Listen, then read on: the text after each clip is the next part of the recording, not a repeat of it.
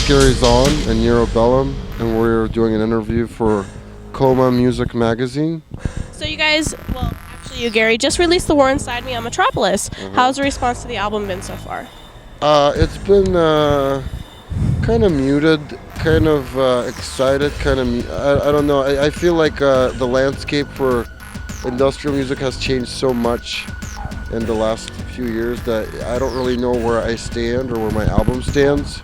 But I do know it's a fucking amazing album, and I'm so glad this guy is on tour with me right now because he's really the only one who gets it, I think, right now. Okay. This is actually my third time seeing you guys, and it seems to me, as your previous shows, that your live shows take on more of a harsh rock styling. Do you find that your musical styling does it transfer over as well, or is it purely an aesthetic choice? I feel like I don't know. I feel like I started being a synth pop electro band, and I grew out of it.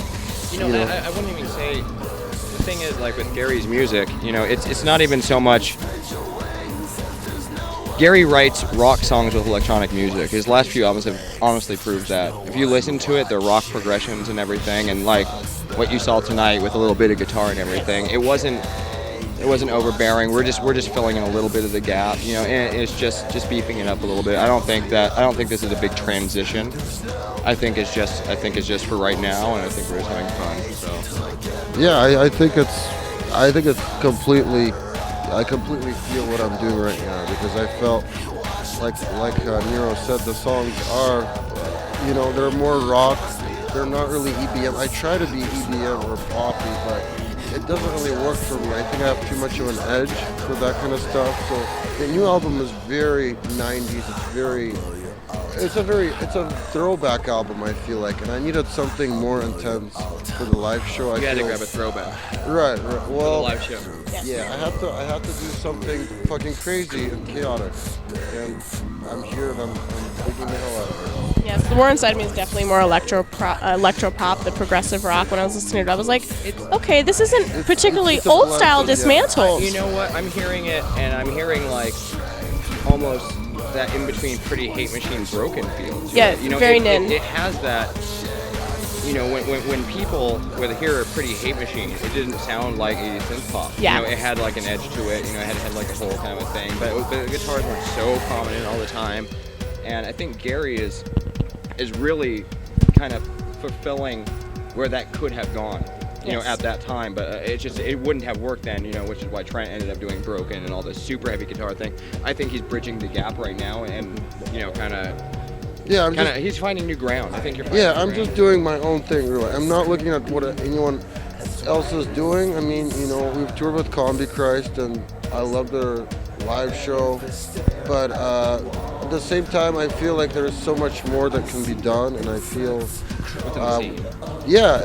with the new album, I'm trying something new, as usual. I mean, I'm always doing that. And, it's just something I'm comfortable with. I'm always going to be the black sheep, but I'm happy with that. Exactly. Gary's the guy that 20 years from now, everyone's going to say, oh man, I wish I saw him before he ended up dying. Or I'm probably going to end up at Skid Row. End up in a dumpster. I'm going to end up on Skid Row in 20 years. Like, I live in downtown LA, and I always walk around, like, the Skid Row area. And I always look at the people. I'm like, the world is a disease. I feel these people reflect something about society that most people don't care to notice. And, I feel I'm part of it as much as anyone else. So, I don't know. I'm just doing what I'm doing. I don't know what's going to happen. I'm just here now, and that's it. Awesome. So you and Tiza have a side project called No Not Ever, which has more of the melodic future pop styling. No Not Never. No Not Never. I did write that right. Did this have any influence on the new album at all? No Not Never. Tiza was here actually to answer this. We did a project a while back when we kind of felt like we had the time to do it. Now it's just so hard to get music done with other people. It's just such a hard, kind of difficult thing to manage. So we're forced into today's youth is so ADHD that we have to be constantly putting something out. constantly entertaining, you know. So Right, but it's you have to focus on your project, or you're right. gonna get left. So I think in due time we'll do something more with it. But for now, we're definitely, we're like a little family. We're just, we're doing Dismantled right now, and we're just on that. You had a 4-year hiatus between When I'm Dead and The War Inside Me. Why the break? Were you focusing on other side projects or simply just I touring? was very much into my band, Aerodrome.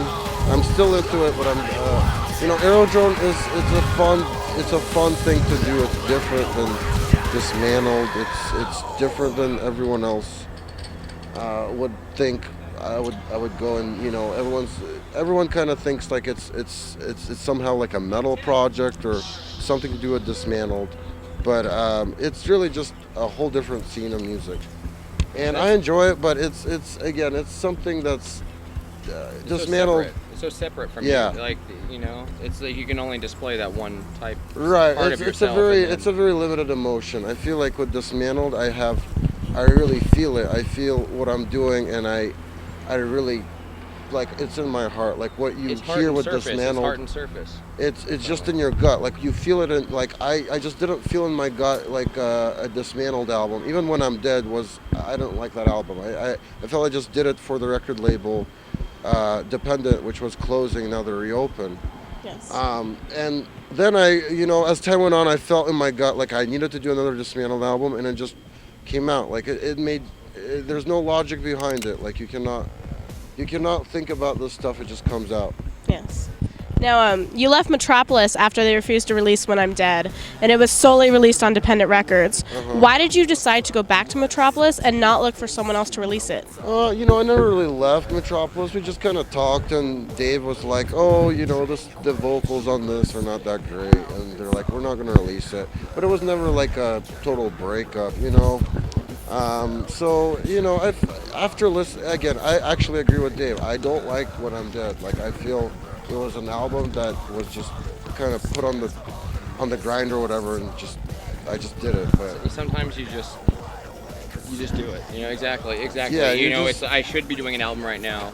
yeah, something just comes out that you don't really feel. But It's time to do an album, and it gets repetitive, and it's not from your heart. And then you look at it. And Dismantled, all the other albums have been from the heart. Like I really feel everything. So When I'm Dead is the comeback, and it's fucking awesome, as a It fan. is. right, yeah, it's. I think fans like it. Like a lot of fans like it, but the vocals and the idea of it, like if you compare it to all the the new album, it's just so lacking.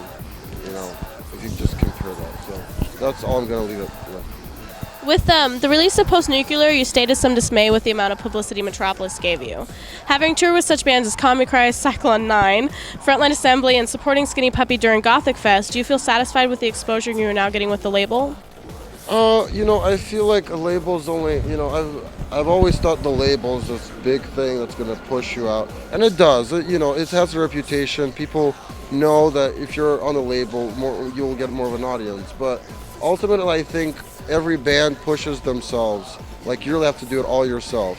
And the label will only help you in a limited way. But ultimately, it's just all you. It's all you. It's how much you can push out of yourself on your own. And the label will help you, but they're not the solution. Like I've got caught up so many times where like, oh, the label's supposed to do this.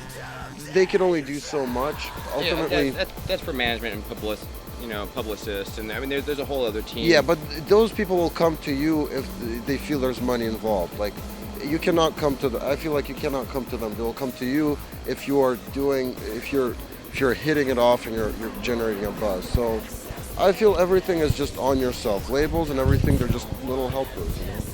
Okay. You're fresh off a 25-date tour with Frontline Assembly, and now you're on tour promoting The War Inside of Me. How do you keep the energy and motivation to keep touring? I just said to myself, I'm going to tour this album as much as possible. I'm going to take as many opportunities as I can, and I don't care what that takes. If that means I'm homeless, if that means, everyone is just hates me forever. I don't know. I just decided just to do what my heart tells me, and so I'm here on the road doing this. You've done countless remixes, including the remix contest for Aretha Barbs from Wumscut. Is there anyone you currently like to work with or get permission to remix a song from, regardless of genre? You can actually answer this one too, because you're, Cyclone 9, dude. Right, actually, Cyclone 9 did the only remix of Breathe to Death. Yeah, there's a big social stigma with remixing in Yes. the industrial genre. Everyone it's so incestual. Everyone fucks everyone's band. I'm very picky with who I work with, because I feel like I have to actually agree with the message, Yes. behind the song I'm working with. And so far, honestly, the only remix I've ever done for a band was Breathe to Death with Gary here. It's because it's like we're parallel. It really makes sense. Like, we really hit it off in a way that's hard to explain. It's like you're in high school and you meet people and some click and some don't click. It's the same way with music. In the music scene. Gary and I have definitely been black sheep in this scene. We've been doing different things, and some people don't like it. But you know what? The people that do, they fucking love it and they're diehard, and fuck the rest. Who gives a shit? We're up here having fun with each other right now, and that's fucking great. Seriously, I'm just happy to be up here, playing music that I love in a new light. Playing guitar, bass, synth, and backing vocals for someone. I mean, it's a completely new dynamic for me, especially being a frontman for another band, and never having done this before. But knowing that I'm up there playing songs, I feel all the lyrics, everything. I'm not just a hired gun. I'm here. It's so because hard to find that. I could never find that, anywhere. It's just about the love of it. Yeah, it's just about people who love my music and appreciate it, and Nero has done that from the start. He's always had my back with everything I did, so it only made sense. Yeah. So I'm very happy for this tour. I believe. Don't bother buying tickets. We'll probably have killed each other by that point. Yeah, it's really the Chaos Tour. Like, the laminate. Don't listen, buy tickets. For a reason. Like, everything that's happened since day 2 or day 1 of the tour has been chaos. Like, the laptop broke. We had a really gnarly. Gnarly show last night. We had a blowout today. Yes. We couldn't find Gary yesterday. We couldn't find our keyboard player this morning. And I've been the reliable one. It's fucking wrong. It's all wrong. I can't wait. Bad. I can't wait for what comes next. I really can't.